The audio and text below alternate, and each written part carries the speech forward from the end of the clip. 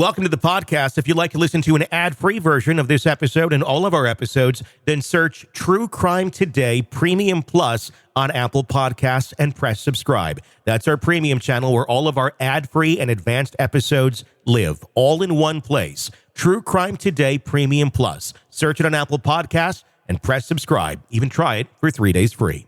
Where the line between neighbor and nightmare is razor thin. Welcome to Hidden Killers with Tony Bruschi, featuring former prosecutor and defense attorney Eric Faddis. The Menendez brothers will have their day in court, but not as soon as everyone was thinking. It's not going to be a white Christmas or a free Thanksgiving or anything like that for them. They will be behind bars for it. Coming up in late January, 30th and 31st, they are going to be in Los Angeles District Court and finding more out about what the next steps may or may not be to their release. Attorney Eric Faddis, former prosecutor, joining me. What do you think is going to happen here? We got a new AG coming in. It's not as just clear-cut as maybe a lot of us thought it might be. There's still a lot of hoops. Some of those hoops seem to have fire in them. Yeah, I think the way this is trending is I think it's really trending towards some way to release these folks. Now, is that going to be like changing the sentence such that they get credit for time served and they're done? Is that going to be dismissing the case? I don't think it's going to be dismissing the case. But, are there sort of legal maneuvers that can be put in place to release these guys? Yes, and I think we're going in that direction. If they were tried today with everything that somehow we amazingly know about abuse in 30 years, which I think we knew about back then, but we just had our heads in the sand. Would it be the same outcome today if they were tried today on this very same thing? I think they'd have a much better shot today at being acquitted because, like you sort of alluded to, more people understand child sex abuse. They understand that it happens to boys, that can be perpetrated by fathers.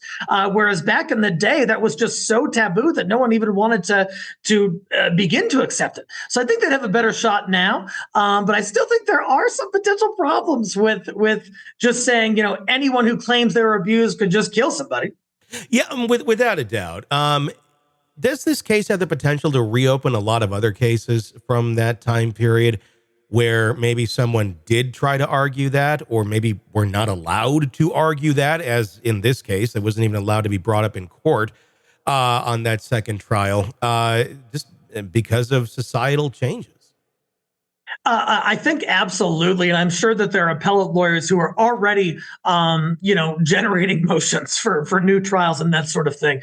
There could be a cascading effect. If these Menendez brothers are released, you could revisit, countless cases in which the defendant claims that they were abused and that was the primary reason that they committed the murder. Mm-hmm. And, but would those folks get the same positive outcome that the Menendez brothers might get? I think that's less likely. Yeah, that's true. I think they have some fame on their side, and really, for the most part, in prison, just exemplary behavior. They've helped people. They've gone on to live as productive of a life as you can in prison. I'm sure that also helps for the parole board's choosing on this. What are some of the biggest hurdles that you see for them still before they actually get out, if they get out, to reach that freedom?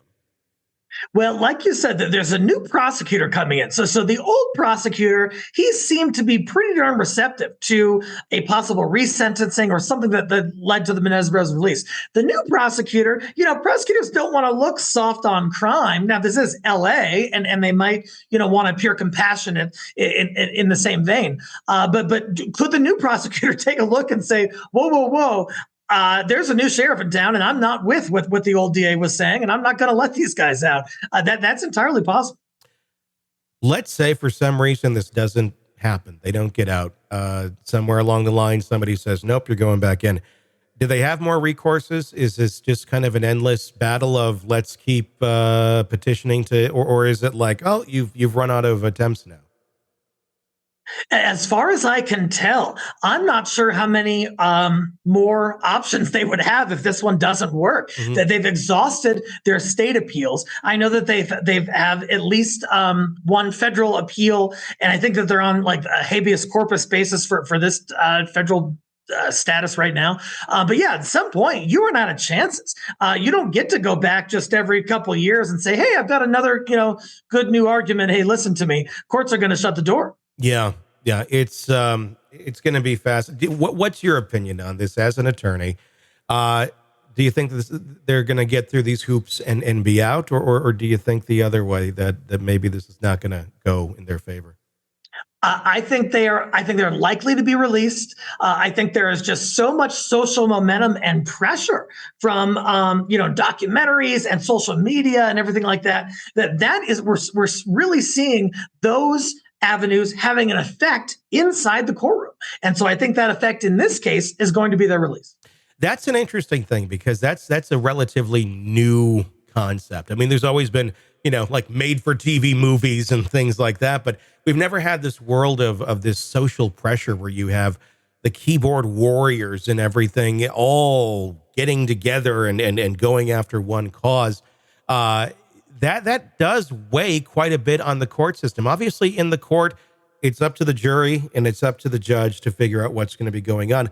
But the pressure and the way that some of these cases have been reopened oftentimes now stems from podcasts and it stems from documentaries. How did we get here, and why? And why do those sort of avenues of exposure have such an impact? Yeah, I think back in the day, if you got 1,000 people protesting at the courthouse or 1,000 people protesting at jail, that's something. But it's not someone doing a social media post, condemning what the courts did, and it goes out to 15 million people. Mm-hmm. I just think the reach now of normal everyday people like you and me expressing how they feel about something can really reach folks who are decision makers. Whereas in the past, it was just kind of there was a disconnect. It would be hard for someone in that position to do that. And so I think that the social media has allowed that reach. It's sort of given or amplified some voices that would not have been amplified before, and that amplification is resulting in pressure that's resulting in change. Good thing or a bad thing that we have this as part of our society now? Because in some cases it can be a very positive thing. In others, it can be a very bad thing, especially if people's opinions might be wrong.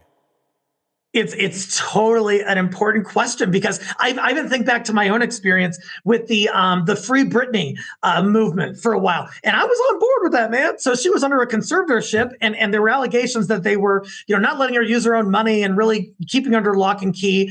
And I said, "Gosh, that sounds wrong. She's an adult. She should be able to do what she wants." And so then, and that social media pressure led to the conservatorship being eliminated. Well, since then, there have been some people really concerned for Britney Spears' safety. And a lot of people kind of second guessing, hey, was the Free Britney movement the right movement to get behind? People, I think, too quickly like to think everyone is in wonderful, perfect mental health and nothing can possibly be wrong with them if they're a celebrity. Britney Spears, after the conservatorship ended, she ended up being a TikTok star who dances naked with knives. Probably not the best of career moves, and probably not in the best mental state. That's why there are conservatorships, because not everybody is in a great mental state to survive and go on. And just quickly thinking, oh, well, let's free her from this probably wasn't the best idea. Yeah, I know. It's easy because especially with social media, there's this feeling of righteousness for some folks. Like my view matters, and I'm getting behind something that matters, and it feels really good. But sometimes you're not privy to all of the information. Sometimes you're not aware of unintended consequences that can come from that. And so I think we've got to be more cautious as a society than to just get behind any movement that seems attractive on social media, and that especially goes for the youth who are particularly susceptible to that. Yeah, you don't see a whole lot of Free Britney people. I mean, other than yourself, who just you said what you thought, coming out later now and saying, oh, maybe I was wrong. They've all moved on. It's like, okay, they did their damage. They got her free and they're on to the next thing. Yeah, exactly. There's not going to be like some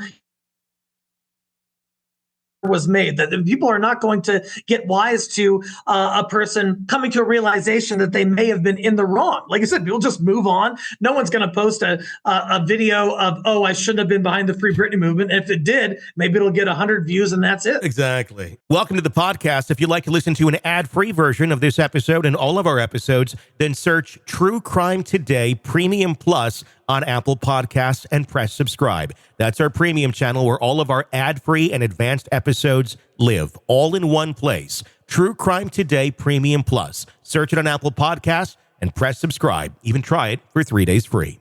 You're neck deep in a dark, twisted tale, and just as the tension peaks, bam, a commercial about some miracle diet pill breaks the spell. It's like finding a fly in your soup after the first bite. But here's the fix. True Crime Today Premium Plus on Apple Podcasts. You get to enjoy your crime stories without the junk, ad-free episodes, extended interviews that go beyond the surface, and early access to all the gruesome details. It's like swapping out a can of cheap beer for a glass of fine whiskey. So search for True Crime Today Premium Plus on Apple Podcasts. Subscribe and keep the darkness flowing uninterrupted.